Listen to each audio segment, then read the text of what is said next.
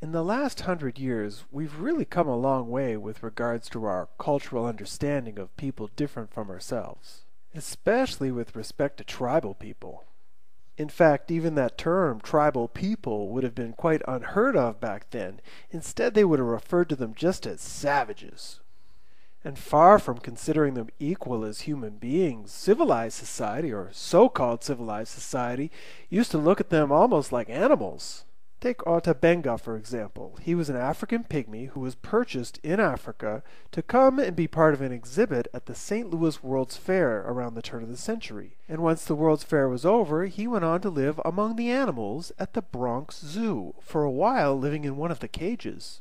And at the World's Fairs, it wasn't just Africans on display, but tribal people from around the world, including Native American Indians. So needless to say, we've come a long way since 100 years ago, and I think we can largely thank technology, especially television, for that. TV shows from the 50s like The Lone Ranger showed that Indians and cowboys can even be friends, provided the Indians have a decent haircut.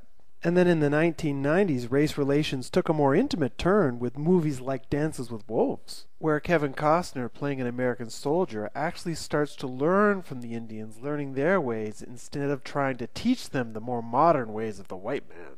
And in my opinion, it was movies like Dances with Wolves that really touched people that were moving into the postmodern level of consciousness. Because it certainly seemed that tribal peoples around the world knew something about living on this planet that modern man had clearly forgotten. Tribal living seemed to create a community that really cared about each other and was there for each other, as opposed to the modern workaholic lifestyle, which has very little time for family and even less for community.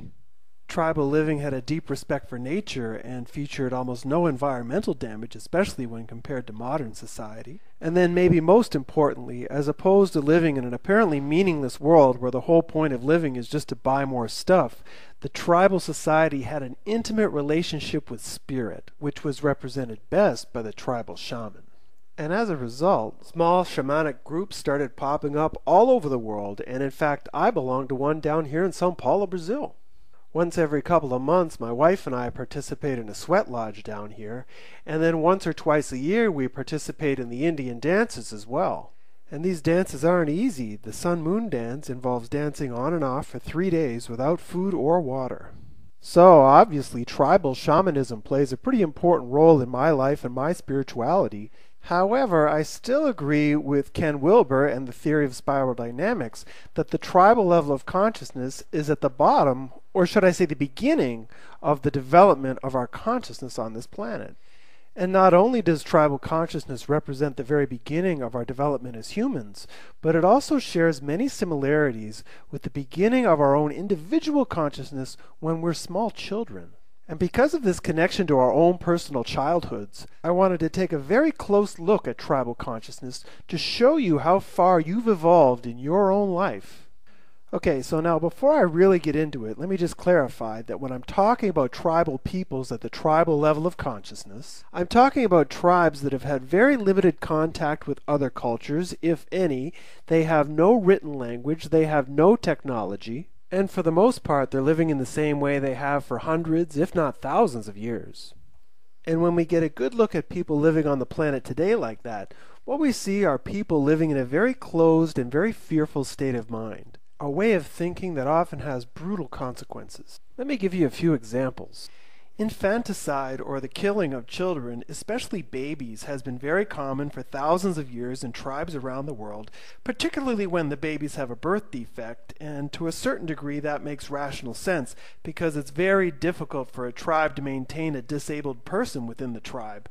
However, what few people understand is that many children are also killed because it's thought by other people in the tribe that they're possessed by a demon or a bad spirit. You can see how this is done in the video Hakani, which admittedly was made by Christian missionaries, and what the video shows is that when it's thought that a child is possessed by a bad spirit, they will kill the child by burying them alive. And the reason the child is buried alive is because it's believed that the child needs to be killed with his last breath taken under the ground, or else the spirit of the child will come back and haunt the tribe. Another horrific practice is that of female circumcision. In many tribes across North Africa, it's commonly practiced that young girls, as they become women, will have their clitoris cut off. And as explained by a tribal elder in a YouTube video that I have linked here, if they do not perform the female circumcision, the entire tribe will die because they will have disrespected the spirits. Sometimes it's easy to forget that cannibalism was once practiced by many tribes all around the world. The practice was so common in the Fijian Islands that they used to be referred to as the Cannibal Islands. Now, I'm sure that most of you think that thankfully cannibalism has been wiped off the planet Earth. However, in some small tribes in the mountains of New Guinea, occasionally they still eat each other. And when does the tribe eat somebody? When that person has been accused of practicing witchcraft. Now, I chose these three examples to demonstrate a couple of things.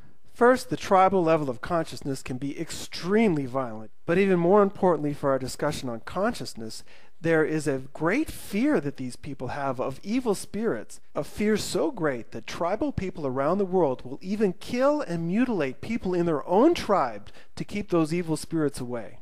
So then the big question is, why are tribal people so concerned with evil spirits? Well, the reason is they see the world in a completely different way than does the modern mind. Because for most of us, we just take it for granted that we're living in two worlds essentially at the same time. We have our inner world of our mind, where our thoughts, feelings, dreams, fantasies, and memories are. And then we have the outer world that we detect with our five senses, where we recognize people, places, and things. However, what few of us realize is that when we're born, our perception is not like this at all. For the small child and for the primitive tribal person, there is only one world. And what I mean is they don't recognize a difference between their inner world and their outer world. The inner and outer are one. However, this fusion is hardly the cosmic oneness of enlightenment, far from it.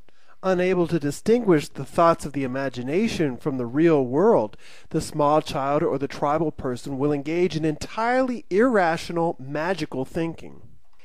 And as a result, their fantasies, but also their fears, become as real as anything happening in the outside world. And this is where the danger lies, because magical thinking brings your fears to life. And a great example of this in daily life is the childhood fear of the dark. And of course, for the tribe, the example of the fearful magical thinking is what we've just talked about, this preoccupation with evil spirits and witchcraft.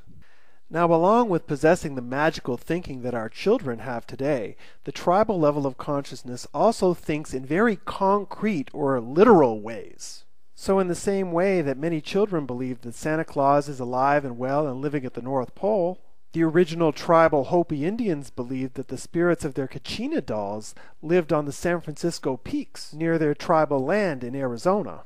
Tribal creation stories, very similar to the ones like the story of Adam and Eve, are always taken as historical fact, never symbolically. And as one final example of very magical concrete thinking, we have the shamanic shape-shifting. During the practice of shape-shifting, the shaman believes that he is actually taking on the physical form of one of his power animals. And in that form, he's able to do things that can help the tribe in some way. And so along with this irrational, magical, concrete thinking, which fuses the inner world and the outer world, for the tribal level there is also a fusion between my inner being and your inner being, or the inner being of the rest of the tribe. As a result, tribal living is a highly structured society with very little, if any, individuality. It's as if the individual in the tribe has no idea who they are outside of what the tribe tells them. So just to sum up so far, I think I've made a pretty strong argument for why the tribal level of consciousness is where we start on this journey called life. Tribal consciousness is fearful, irrational, magical. It's marked by concrete concepts, never symbolic. It has no sense of individuality, and as a result it can be very violent, and it's also pre-literate. And in these ways, the consciousness of tribal society is not a whole lot different than the consciousness of a small child. However, even though it does represent a lower level of consciousness, there are some valuable aspects to tribal consciousness that we've lost in our development that we need to get back in order to move forward as a human species. And this is especially true if you're looking to heal your bipolar disorder, because in my opinion, the best approach towards healing is much more along the shamanic path than it is along the path of either mainstream psychiatry or even mainstream psychology. And so it's on the valuable gifts of the tribal level of consciousness that I'm going to be focusing in part 2 of this video, which you can click on right here.